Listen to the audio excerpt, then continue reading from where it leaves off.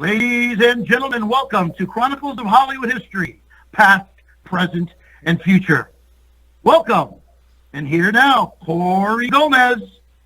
Hello, everyone, and welcome to the Chronicles of Hollywood History. Today I am joined by horror actress extraordinaire, the lovely Kelli Maroney. Thank you so much for joining me here today. I really appreciate it.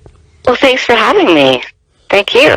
No, I mean, we all say, you know, I associate you with Chopping Mall. My wife, I would associate you with the Night of the Comet. But I think a lot of people forget you were actually in Fast Times at Ridgemont High after your first film.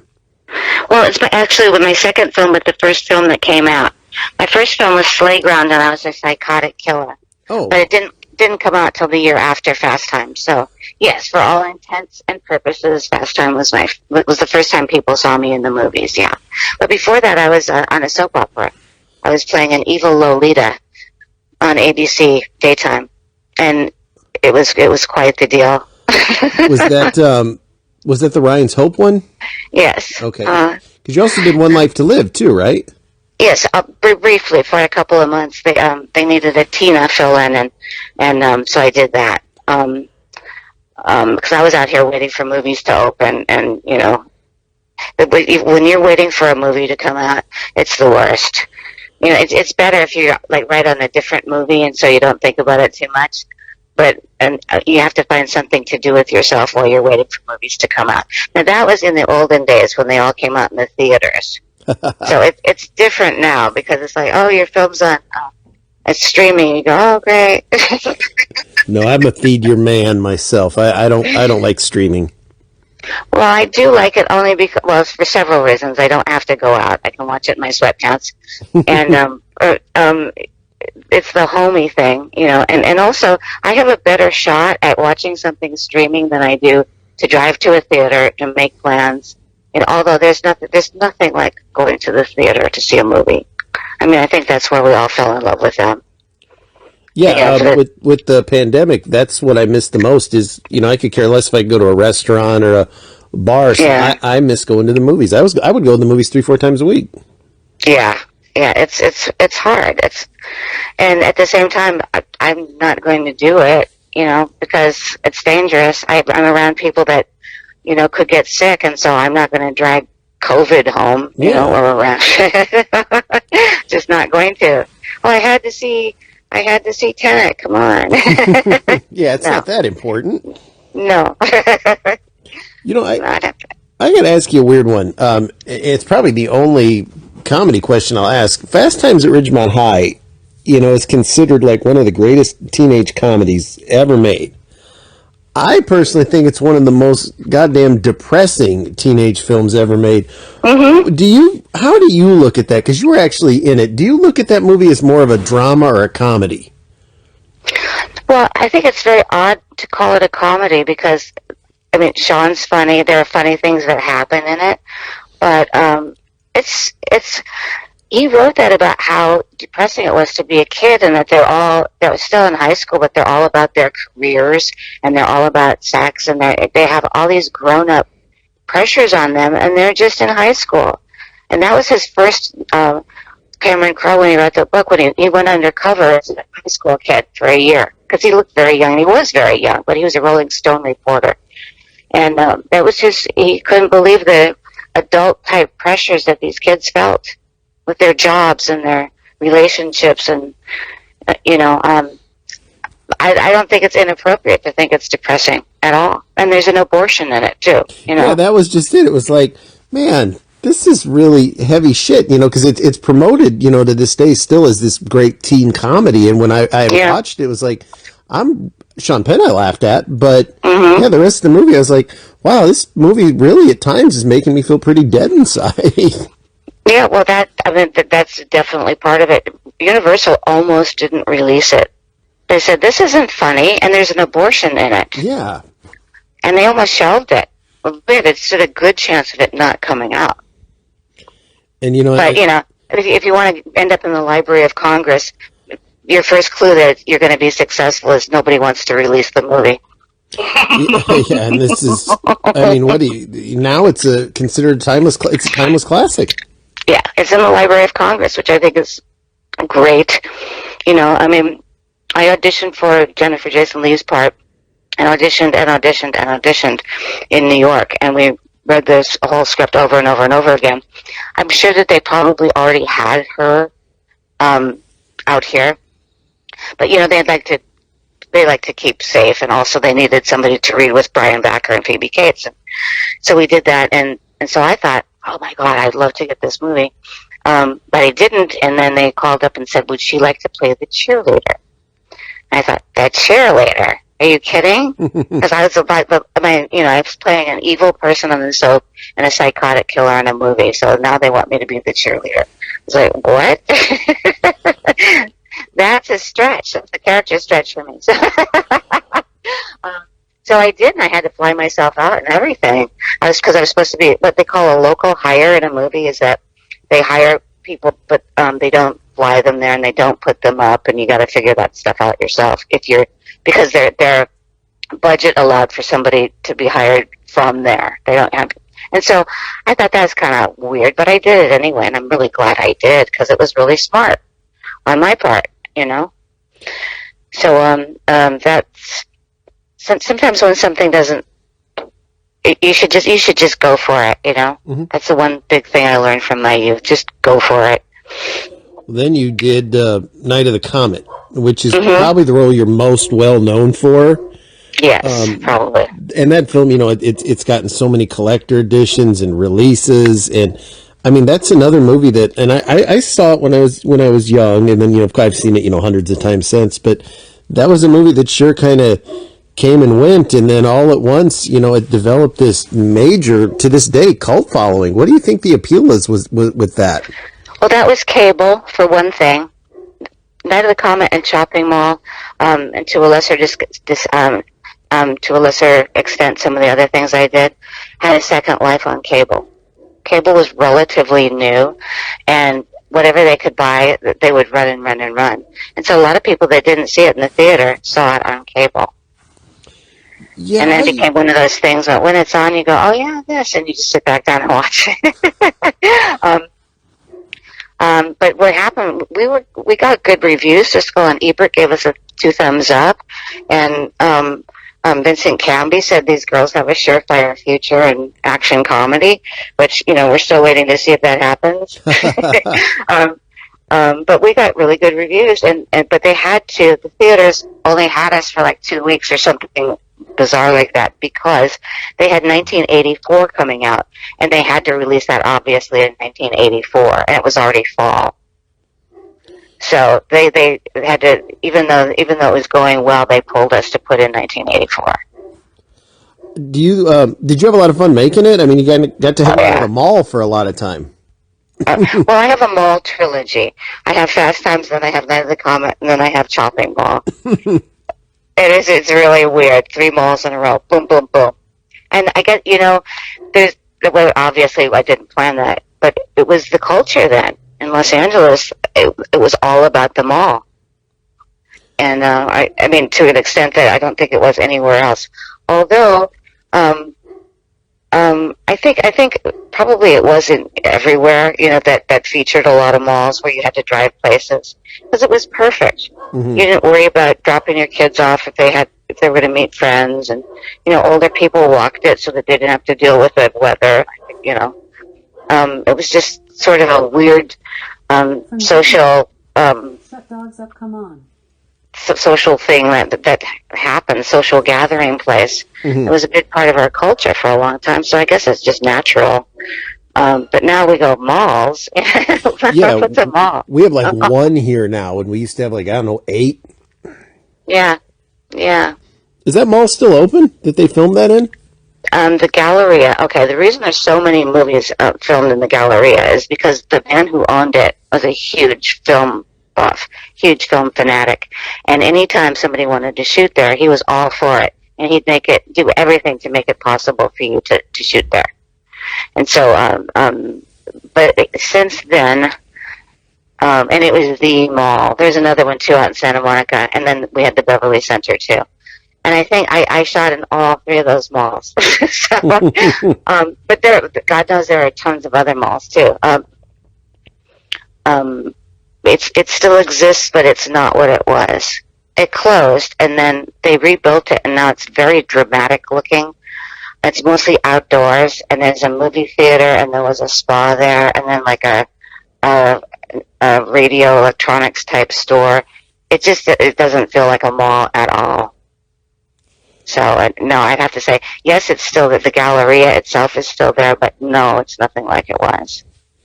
Do you ever go back and visit and like try to, reminisce about like where the films you were, go to like those locations or anything like that? No, because I was new in town, basically. I mean, I came out here to shoot Fast Times. Then I went back to New York for a little bit. And when I came out here to shoot Night of the Comet, I didn't know where I was most all the time. I mean, I didn't really know how to drive, but I faked it because I had to get to the sets. When I did Fast Times, I didn't drive, and so I couldn't get a license or anything like that. So the teamsters would pick me up, and I'd get there like 4 hours early for work, or I could walk or take a taxi or whatever. So I like to have the teamsters pick me up because then I got to watch Universal coming to life in the morning, and that exceeded my expectations of what the movies were about. It was just like you'd imagine if they shot that in a movie, how the studio wakes up in the morning and people start coming, and then you could start to smell the breakfast burritos, and it's just amazing. So that was a great experience. But no, I digress. So I could barely drive, and they would tell me where to go, and I would, the streets were so foreign to me. They'd say, "Okay, be in Oxnard," and I'd go, "Oxnard, hi." That's a funny name for a street. So I was, they put up with me. How I made it to all those different locations, I'll never know. Thinking about it, but so I didn't know where they were, and so sometimes fans have to tell me where things were. They'll say, "Oh, we went over to the Belmont sisters' house," and I go, "Oh, wow." I have no idea where it was. What are some of your memories of making that film? Because you guys look like you had a lot of fun doing it. We did. Like I said, I was a New York transplant.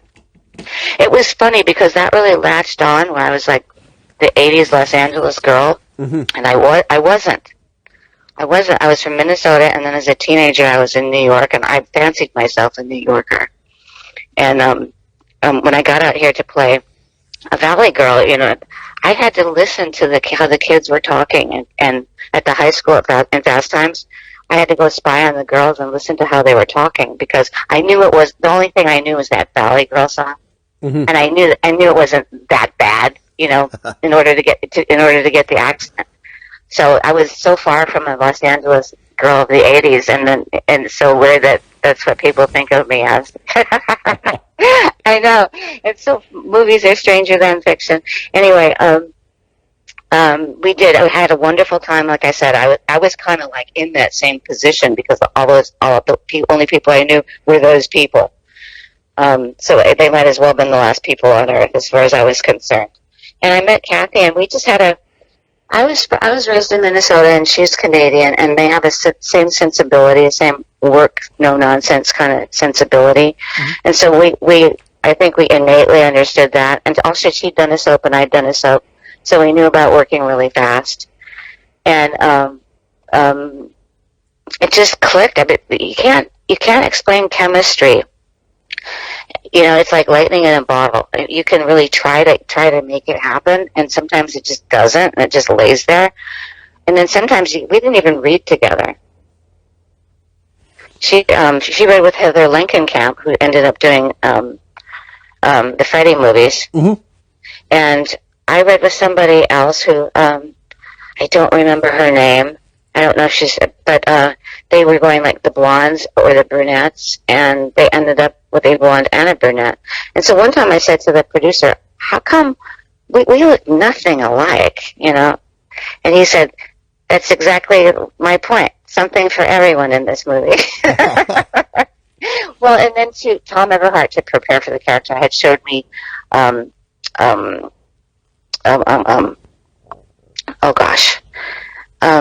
My Man Godfrey, because he wanted that kind of Carol Lombard kind of, like, not to copy her, but that kind of a relationship with the sisters, and that kind of goofiness.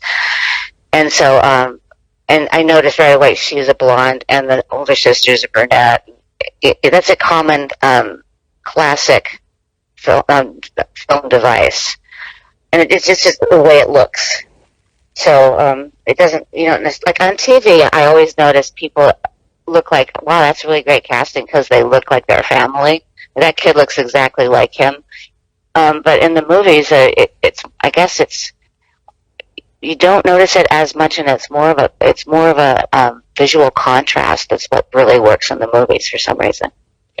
I don't know. It's really bizarre.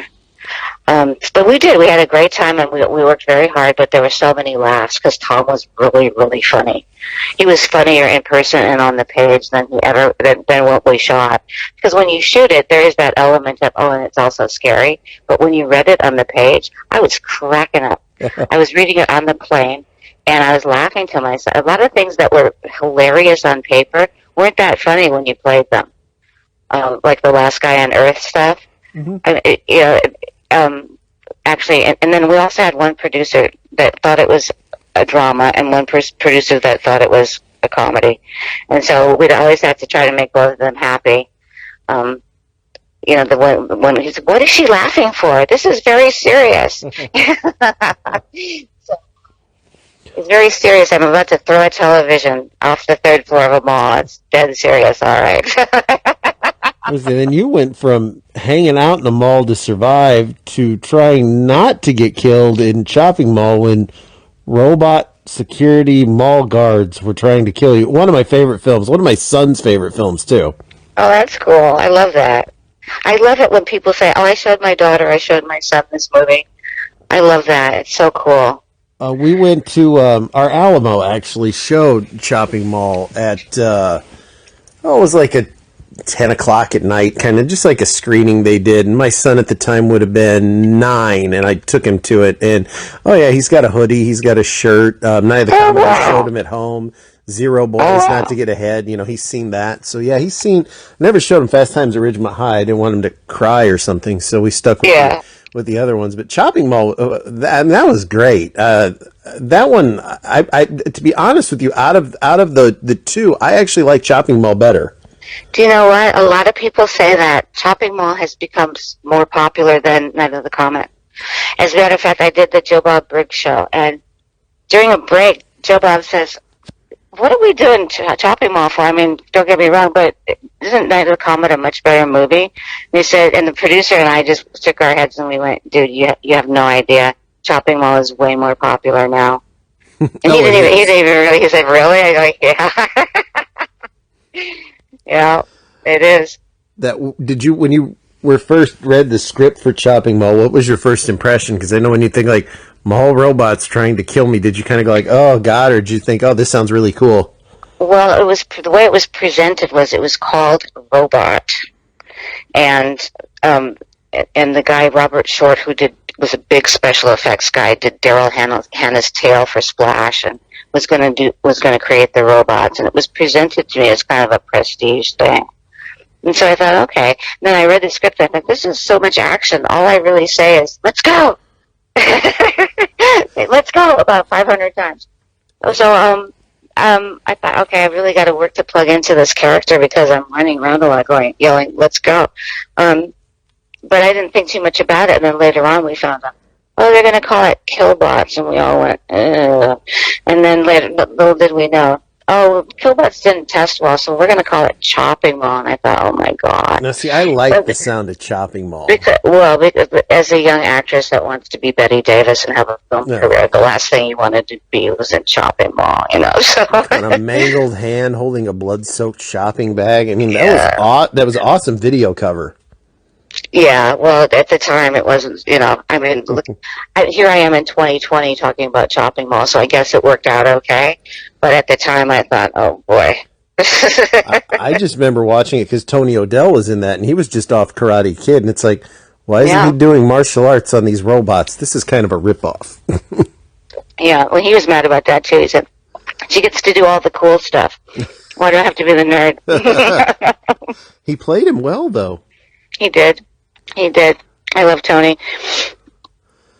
And he's then the other one you did that I'm a really big fan of. I did some promotional work for it when it got the Blu-ray release. Zero Boys. Oh, yeah. Yeah. I actually just talked to, and I've talked to people that have been involved in it. Harry Donenfeld, I talked to a few weeks ago. I don't know if you remember him. He was the Snake Man in it. It was like his first and only acting role. Because he let me put the boa on me, the constrictor, and he was so warm. And boa constrictors, I mean, I'm sure that I'm anthropomorphic, whatever that word is, anthropomorphic, when you give animals human characteristics. Yeah. For more, of course, I can't say it right now, but it felt like a hug. It was sweet. They're warm, and these people walk around with those boas on because they're like a coat. They're not scary at all. But yes, of course, I remember him. What do you have to say? Oh, I had just talked to him, and because he does a lot of I talked to him primarily because a huge fan of his grandfather. I'm a comic book nerd, also of the same name, and I was like, "You did Zero Boys," and he said, "My first and only film." So we didn't. I have the I have the soundtrack to Zero Boys on vinyl. I do too. I have one copy. Yeah, it's that was Hans Zimmer's first American score. And that was really before. The whole hunting people down and all that, it was a precursor to Saw, basically. Yeah. There was not a film like that. And that was another one that over the last few years has really made since Arrow did that collector set, really made a comeback, really getting the respect it deserves now. Because when it came out, it was another one that just kind of, it's funny how these movies that came and gone in the 80s are so popular now, and they have merchandise and everything. It's amazing. Yeah. I know. Well, for a long time, it's basically a lost film. I walked there's a couple of video stores in Los Angeles where, you can find anything. Well, not so much now, but especially like in the 80s and 90s. So I walk in and they go, ah! And the guy goes, "We have the Zero Boys." And he showed me where it was, and it was like he said, "I have to hide it because it goes out all the time." I said, "It's what?" He goes, "What? People rent that thing?" And he goes, "Oh yeah." He goes, "It's a secret cult film." I said, "I had no idea." It's a great movie. Yeah. So all of a sudden we come out with this Blu-ray and this beautifully done soundtrack album, and crazy stuff. And then Chris Alexander and I did the wackiest commentary for it. Oh my God, it was so hot. Los Angeles was like 120 degrees or something. We're sitting there trying to do this commentary. It's really funny. And I understand, although I haven't watched it, I understand that Nico Mastorakis, who wrote and directed the film, interviewed himself. See, I'm one of those weird guys. Like, as much as I like movies, I don't really watch a lot of commentaries for him. I don't either. Especially not my own. I just cringe. I cringe, so I just don't even bother watching it. I'd rather just watch the movie a second time. Mm-hmm. Yeah. Well, I understand that he did that. And that's so on brand for him to have done that. I mean, and then, another one that you did that I'm a big fan of, although I can honestly tell you, I'm not sure why. You were Not of This Earth, which was one of Tracy Lord's first... It was her first movie. Mainstream film, so to speak. But I have a real soft spot for that. I don't know why, but I mean, like, I have the Shop Factory set and all. I really like that. Was that fun to make? Because that looked like it was done really on the low as far as budget wise. Well, yeah. Anytime you're talking Corman, you're talking low budget, but it was really weird because Jim Wynorski, who'd done Chopping Mall, called me up and said, "I want to put you in a nurse's uniform next to Tracy Lords because I think that would be funny. Can you come down and do it?" And I said, "Sure," because I needed to make my rent, But it was fun. It was so goofy. It seems to me like in the 80s we had so much more fun making this stuff. Yeah. We had so much fun. I mean, it wasn't like... I mean, it was a different kind of pressure. It's like you always wanted to do your best. It wasn't that, but we also laughed a lot more. I think I can't explain it. Yeah, everything was, even though what you were watching was supposed to be serious, it was never played seriously. Yeah, well, we had that smart aleck thing going on in the 80s. Kind of. And yeah, she really, because I've seen Tracy Lords in, other than Crybaby, she had a couple episode arc on Melrose Place, and she was a really, really good actress. It always surprised me that she didn't do, really break out into like big mainstream work, because she was really good. Well, I think Melrose Place is pretty mainstream. She should have. I've always argued that, because I make no qualm in admitting it. That's one of my favorite shows. I actually just talked to Perry King the other day. She should have gotten, at the very least, an Emmy nod for like playing the person that recruits poor Sydney into a cult. Poor bad things happen to Laura Leighton on that show, but she was just so chilling in it. It was like, God, why didn't she get any recognition here? Well, I think she did. I mean, and then also she wrote a book, and then she had a life too. I mean, she's, she had a personal life and everything, and I don't, who knows why? People's careers ebb and flow within the course of their lives. Just ask Michael Jackson. So, I mean, who's to say that she's not going to come out, as an older actress and, kick everybody's butt? I will tell you, though, that she is one of the smartest, nicest, most professional people I have ever worked with. Then you got to work with, you worked with Maxwell Caulfield, too, didn't you? No, I didn't really get much of a chance. No, I didn't. I know him, but I met him because one of my friends is one of his friends. But no, we really didn't. You were in Midnight Witness together. But I didn't see him. Oh, I worked with Bruce Green. Gotcha. Bruce Greenwood, yeah. That's always fun when there's been times I've talked to, sometimes it's stunt people, like, wow, you were the stunt woman for Scarlett Johansson. What was she like? Never met her. Like that. So I always find that kind of funny. Yeah. Well, like Adrienne Barbeau and I have been in 3 films together, and we've never had a scene together. Ever. It's like, it's two movie characters out there that have never actually met, although they've been in the same room at the same time. It's weird. No. And who else too? Bill Moseley. I've been dressed up with him and never actually had a scene with him.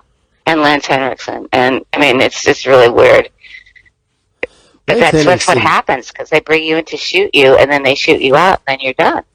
And then, I mean, the only time when I did Slager, the only time I got to see Peter Coyote was I was wrapped, and then it was noon. So there was lunch, and then they were going to start shooting him after lunch. That was it. Lance Henderson's I talked to him last week. He's a very cool guy. He's a lovely guy. Yeah, he's really. You see him at conventions and stuff, and he's just the kindness, and he's just present for his fans, and he's just wonderful. Now you were, of course, you're embraced by the horror crowd. And horror people they're so nice. Not only people like you that are in the films, but even the fans. Sometimes I think the fans are too nice. They get taken advantage of. I've said that 100 times by greedy collectors. But how do you like being a part of like the whole community? Oh, well, as I started to say, when my phone called somebody else, which was so bizarre, was that the fans are so, like, they cosplay, and so somebody will walk up to you and look absolutely terrifying, and you'll say, well, what do you do? And they say, I work in a hospice, or I work in an animal shelter. I mean, they're the sweetest people alive. Mm-hmm. And it's just something that they let their alter egos out. And it's sort of a misfit crowd, that people feel like they were the weird ones in school because they're the only people that like this stuff, and then they found their own people that also like this stuff. A lot of people got married, met each other at a horror convention. It's really family. It's and funny, no other genre has that. No, I'm the only person in my family that was a horror fanatic. My wife was the only person in her family that was a horror fanatic. and we have a son that likes horror movies. So, I mean, horror fans can breed more horror fans, apparently. Oh yeah, well, we count on that. We have to count on that because otherwise we'd die out. And I think what do you think of the current horror movie situation? Well, I've been watching a lot of it, and I think a lot of it's really great. One thing that's different is that when in the 80s, you did horror because, like, a writer-director would do horror because that's how they'd get their foot in the door. Because they were likely to get a horror film made, shot, and made. But now people go into horror with the idea of that's their ambition is to go into horror. Mm-hmm. And that makes a big difference. I mean, it used to be the redheaded stepchild. If you did horror, you were ruining your career. And that was true. You were. So, but I didn't really realize it at the time, but I got dinged a lot of times for having done horror. And I didn't even know it was going on so much. But anyway, the point is now, I mean, big, huge directors and actors and producers and everything are, knocking each other down trying to do horror as fast as they can. For some reason, it finally dawned on them. You basically almost can't lose money with horror. No. Yeah, and so I don't know, they're late to the party on that one, I guess, but now everybody wants to do it. But it wasn't the case before. And we had fun. It was like, what can we do for $5? Let's do something no one's ever done before. And now it's a little bit more careful. There's actually a little bit of snobbery in horror that didn't used to exist. There's a little bit of pretension has creeped into it. Because I guess in people's rush to legitimize it, they got a little lofty with it. But, the truth of the matter is there's been horror forever. Lovecraft and Mary Shelley and, some very fine writers, fine literature has been horror, Edgar Allan Poe. So it's not like we just sat here and made it up one day. But yeah, it can get a little bit, and then the horror fans too, they know their stuff. You can't, they're not just people that enjoy movies, they know this stuff. So it's more of an educated crowd. I'm curious, everything it gets remade, especially in the realm of horror. Are you surprised Chopping Mall or Night at the Comet hasn't been remade yet? Nope. No, I'm not. I mean, every few years somebody goes, I'm going to remake Night at the Comet. I just want to let you know. I'm like, great, you go for that. Because it's been around to all the studios, and what they've all said is it's basically the story of the two sisters. You try getting a movie made today about two sisters. Nobody cares. And, what are we going to do? Special effects. They've done the zombie stuff. Our special effects were a red light on the lens. So we can do a whole bunch of special effects and whatever, but it's a very small story with not very many people in it. And so it's such it was a time in the 80s that's what people love about it. And if you put it into 2020, even if you tried to shoot it as an 80s piece, it wouldn't be the same thing. Plus, then the Chopping Mall. Kids don't even know what a mall is nowadays. Well, you'd have to. I mean, but by the time you made it 2020, you wouldn't recognize it. A lot of the malls nowadays are just the outside kind of plaza things. It'd be kind of hard to not escape from a killer robot at that point. So there is actually a really interesting idea for a Chopping Mall, but I don't think. Again, it's a slice of the 80s. It was a moment in time, and now they have drones and they have Amazon. They don't have malls anymore. There is one idea that I think is pretty good, but I don't know that Lionsgate would have to approve it, and I don't think they ever will. I don't think so. Could you tell us what the idea is? Nope, I cannot. Oh, I cannot. That's heartbreaking. I'm sorry. Does it involve Amazon drones? No, but it probably would by the time we were done. Yes. I was going to say, once you hit about 30 rewrites, that's... Yeah. Now I'm going to rewrite it with Amazon drones in a grocery store. Yeah, but you know what? I'm kind of happy that my movies were left alone. To be honest with you, I hate remakes. I mean, first of all, the poor person that sets out to remake something is just asking to be pooped on. Oh, you're doomed to fail. Yeah, and so I don't even know why you'd want to do that. But I do kind of know is because young filmmakers, again, are still trying to get their foot in the door. And rather than let them make something of their own creation, they'll say, well, remake that, you know, we know that people know what that is, and we'll at least get the first run, enough to make our money back. So we can't lose money on this first-time person with their first-time story. So they end up having to do a quote-unquote, quotation marks, remake just to make a movie. And, you know, it's kind of sad because it's just let them do their own thing. But ever since the 70s, and this was happening in the 80s, although we really weren't aware of it yet, it had already happened, but we didn't know. The movies were tired of losing their shirt, you know. But they do stuff in the 70s. That was one of the golden ages of film.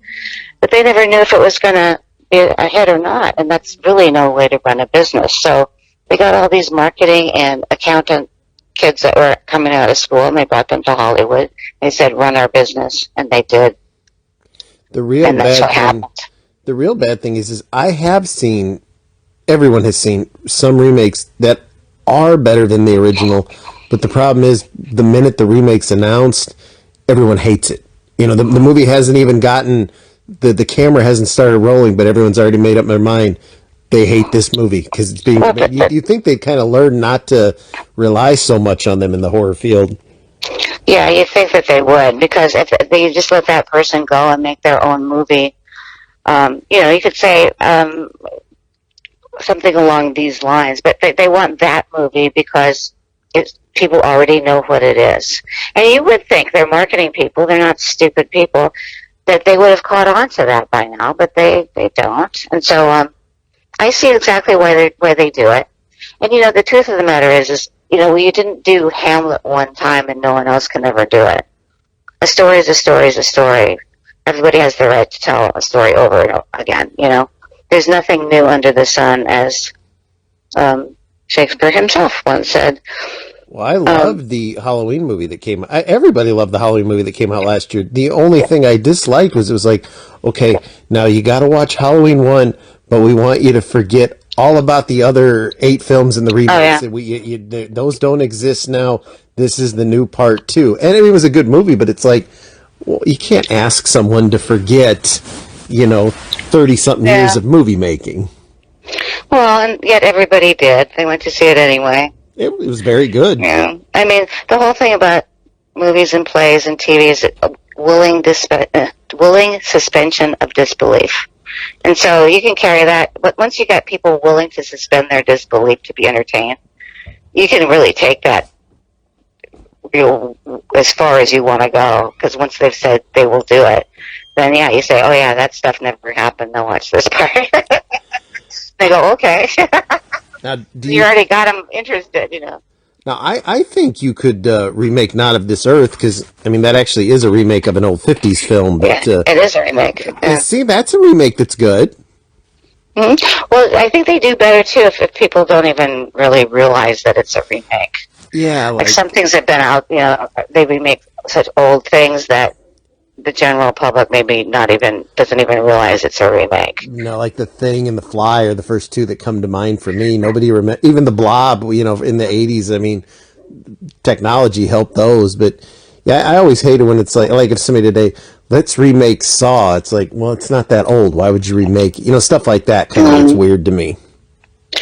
Well, it's just the whole idea. I mean, on Twitter, I saw somebody, it was a kid, you know, ask a question, but it was such a weird question. He said, okay, just to the general populace, if you could remake any movie, what movie would you remake? And I'm thinking, why isn't he asking what kind of story would you like to tell? Yeah. Why is he asking about what movie would you like to remake? I mean, it's that mentality that I think it destroys creativity in people coming up. I really do. I remember when they were talking about remaking Roadhouse. It's like, how do you remake? It's like, now, number one, Roadhouse is a great movie, but it's a great movie because it's so bad. Well, you can't remake that. Yeah. Nobody goes to those kind of honky-tonk bars anymore. You know, they'd be set in a sports bar. Yeah, no, I mean, some things are good because of when they were done. Mm-hmm. And yeah, if you're gonna tell that same story in a different setting, then do a different movie. Then don't try to make it a remake, because it won't translate to present day. You know, I mean, in Night of the Comet, you know, or Chopping Mall, we could have had cell phones. Yeah. That would have killed the story right there, you know. So, I mean, one of the things with doing Chopping Mall is you got to figure out why their cell phones aren't working. The robots have stopped them. Yeah, something like that. It's got to be. No, but seriously, end of movie. Call 911. End of movie. Now, because you do a lot of conventions and autograph signings and everything still, correct? Yeah, I do a couple a year. Not this year, obviously. No, what do more people lately? What do more people talk to you about? Is it Chopping Mall or is it Night of the Comet still? You know what? You never know. You never know what the popular movie is going to be. Are you starting to get more Zero Boys notice? Every once in a while, yeah. I have the Blu-rays with me. A lot of people still don't know what that is. Some people do. But you just don't know. Some shows they're big Chopping Mall, pro Chopping Mall, and some conventions are more geared towards Comet, and you just don't know which way it's going to go. So I just bring plenty of both, and just kind of see what happens.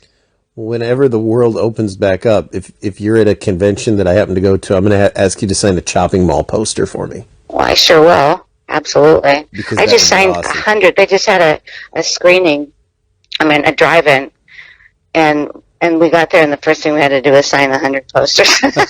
So, now, you get a cut of that, right? No. Oh. No. We had, I didn't go out there for my health. No, we did have a contract, but yeah, no. In that case, normally it's weird how this works. We're paid for our intellectual property, which is our signature, mm-hmm. and that goes for if I sign your butt, or I sign your picture, or I give you a picture that's signed. You're not buying that picture because I don't own that picture. You're buying my signature on the picture, which is weird. But Linda Gray went to court and got this. People were trying to hassle the convention thing, and Linda Gray herself said, "That's my intellectual property. Who wants the picture if I didn't sign it? I'm not selling that picture." Yeah. Because we were about to get into a whole bunch of trouble about you don't own that stuff, and she really won the day there. So and a lot of people who actually do conventions don't know that. But it was explained to me carefully, because my first question when I started doing them is, I'm not MGM. I can't be selling this stuff. You're not selling that stuff. You're giving that part away. If they want you to sign it, it's your intellectual property. I was like, oh, okay. So I got a really clear understanding of it because I asked, I guess. But I do run across a lot of people who really don't know that we're signing stuff. So, FYI, something there.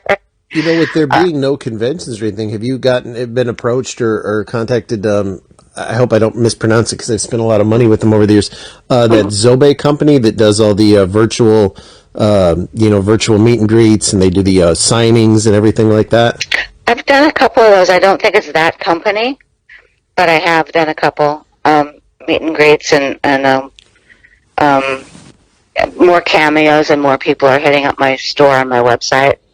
People still want stuff, Oh, my son is a junkie for autographs. He's I don't know how many. It's like, but the weird thing is he could be like, "Dad, buy me Kelli Maroney's autograph." Sure, I'll do that. Or I could say, "Hey, son, I'm going to interview Kelli Maroney. Do you want to say hi to her?" Oh, no, like that. He won't ever talk to anyone that I interview, but he'll sure have me buy stuff from them. So I was like, I'm sure one of these lovely people would say hi to you. He's too shy for that. Oh, I understand that. And every once in a while, you get a putz, and if the putz is mean to the kid, that's bad. Every once in a while, I do see somebody that, you're sorry that you met them. Yes, because they're having a bad day. Yeah, they had a bad day or something like that, and so, yeah. but it doesn't happen very often. Usually people are delighted to talk to kids. But you know what? I mean, I was scared to death to go see Santa Claus. I didn't really want to see him. Oh, yes, I understand that completely. And now one of his favorite Christmas movies is Silent Night, Deadly Night. I mean, go figure. Of course. It's another one. If you go to the Alamo Drafthouse, they have clips of part 2 edited into their PSAs. I mean, I remember my grandma being one of the loony people protesting that film in front of theaters, and now it's a mainstream movie for the most part. Yeah. It's funny. Times change. Yeah. And I remember when I started showing my son some of these 80s movies, and my wife at first was just kind of like, not a prude or anything, but she's like, my God, that's rated R. I was like, it's the 80s R-rated horror movie. I said, it was a different kind of R rating. I was like, somebody might have got killed, but it's not that torture porn shit that comes out now. It's just a different kind of, might be a horror movie, but it's fun. Right. And I thought your movies were incredibly fun. Yeah. You know, that's back to what we were talking about briefly about what horror is like today, and it's pretty darn serious today. You don't find something that, like in the 80s, where you'd be okay to show a kid, because they're serious about what they're doing now. It's serious. The one horror director that I really, and it's real split, that I really like today, you either like it or hate him, Rob Zombie. Oh yeah, I haven't seen enough of his stuff actually. I mean, they're all kind of the same. I kind of liked his version of Michael Myers. I did too. I liked it. The only thing I was a little disappointed is that first hour was all original, and it was so interesting, and his wife was such a good actress in it, and then it just turned into the straight remake of just the stalking scene. So it's like, I would have rather have seen him not do a remake for the last half. I'd like to have seen him continue the original part. I think it would have been good. Probably people were on his case. Okay, so when are we going to see Halloween? Yeah, that's the thing is with bigger budgets, you got people breathing down your neck. The suits will actually come and stand behind the camera and have pointed questions about what you're doing and why. And that's why a lot of independent directors and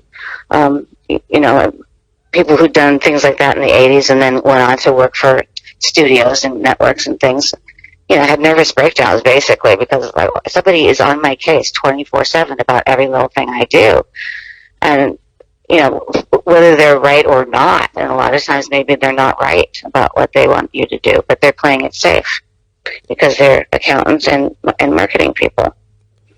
So yeah, it is a business, and so of course they don't want to take the crazy risks that they don't have to take because they want to stay in business. So it's a very weird subject. I mean, just the way it is what it is, I guess.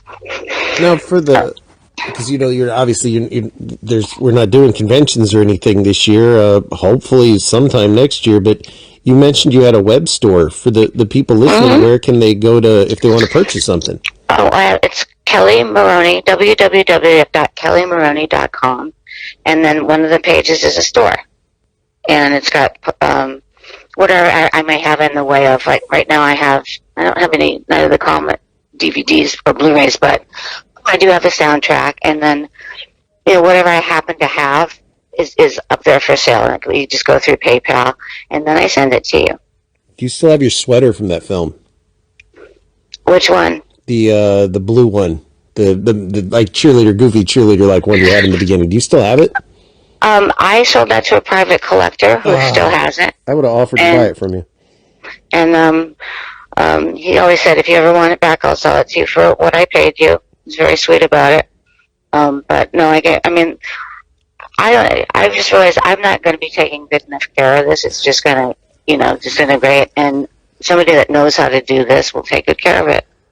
And what am I going to do with it, You got any cool chopping mall merchandise?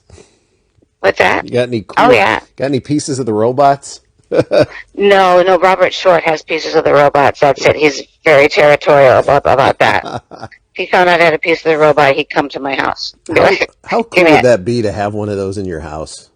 Well, they make little ones, too. There was a guy that made a little tiny replica, and it went on a remote control. I loved it so much, I almost stole it from the guy. He brought it to a toy.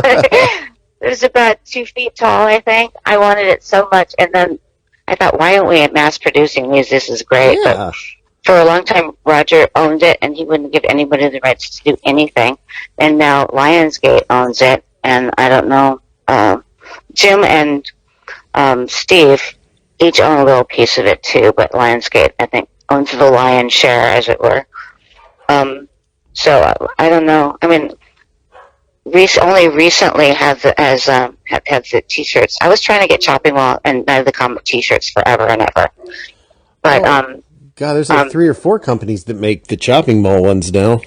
Well, because Jim just finally gave them the rights, and I don't even know if he has the right to give them the rights. Yeah, I've got a couple of hoodies, but shirts. He sold them anyway. So there you go. Hey, more power to. Yeah, I think Cavity Colors has them, Gutter Garbs has them, Fright Rags. Well, I wanted to do this years ago, but they're like, do you have the rights? And I said no, and they don't want to get in trouble. So I did not have the rights, and so Jim said he had the rights, and he has some rights to it, so he went for it. That's Wynorski for you. I do have to ask, you have the web store for everybody listening, all your fans. Where can they find you online? Do you have like a Twitter, an Instagram, anything like that? Oh, yeah. Well, okay. So and don't feel bad if you misspell my name. Everybody does. Even when I was on True Blood, they misspelled my name in the credits. I did this movie called Face Down with Tom Eberhardt, and we got a really nice write-up in Hollywood Reporter, and they misspelled my name. I called them and I said, you misspelled my name, and they said, well, you got a great review though, didn't you? Basically hung up on me. Hey, I spelled your name right when I searched for you. Well, but people shouldn't feel bad if they do. It's KelliMaroney, and there's my website there, and then I have a Twitter, and it's my name, Kelli Maroney, and I have an Instagram, Kelli Maroney, and I have Facebook. I have an actress, Kelli Maroney fan page, and so I've got like 3 pages on there. But recently, I was always the only Kelli Maroney in whenever you looked, it was just me. I'd be the only one that came up. And now there's somebody who has grown up, and she's in a totally different field. And so when I went to sign on for TikTok, she'd already her or somebody else, because now I'm not the only one who has that name anymore, which I was for a long time. So I had to call myself real Kelli Maroney. So, but I haven't done any TikToks yet. So I got talked into by another actress I know into starting a Instagram the other day. I just actually clicked followed you. If you follow me back, I'd appreciate it because I have one follow. I would. Yeah. and she was like, well, just use your name. And I was like, okay. Yeah. And then I called her back and I was like, this is going to be really weird, but my name is taken. So it was like my real name. And she's like, well, using your real name? I was like, it really pisses you off. Somebody owns it. So now I go by like the real Corey. When he got on Twitter, his name was already taken. And for even though intellectually, of course, somebody else probably has my name, but when you see it like that, you can't have your own name, it really upsets you. Yeah, that's how I was. And no, what's even worse is when you have a business name. I have 2 business names. I was like, oh, look, they're taken. What the hell is this? I own 2 of these. Well, I had to make sure that Badass Cheerleader Productions was not taken because there's a lot of cheerleader stuff that's actually kind of like a little bit racier than what I meant. So I had to make sure that I could have that name too. So I know. Okay. Well, the thing that's so bad is you could own a name like Badass Cheerleader, but if I went to register the Badass Cheerleaders, I could technically have that. That's the only thing where you can add a letter and get it. Everybody knows it's not me because I'm a final girl. I'm the only one. It's terrible. Well, I want to thank you so much for joining us today. Oh, thanks for having me. Oh, it was a pleasure. I hope you come on again one day. I sure will. I will. Absolutely. I've been doing stuff. It's great. If I never did anything else, I would have a career that I'd be very, very grateful for, that people would kill to have, and I appreciate it. but I'm also doing other things too, and I hope that there's going to be, as time goes by, I hope that I'm going to have other stuff that people are going to like as well. Or maybe not in a different way, of course. It's a different time. We're different people now, but I hope that I have other things that people are also going to like. Well, I'm sure they will. And once again, I want to thank you, and I encourage everybody to go check out your store. Thank you for your time, ladies and gentlemen. You have been listening to the Chronicles of Hollywood History. Thank you from Gomez Richmond Productions.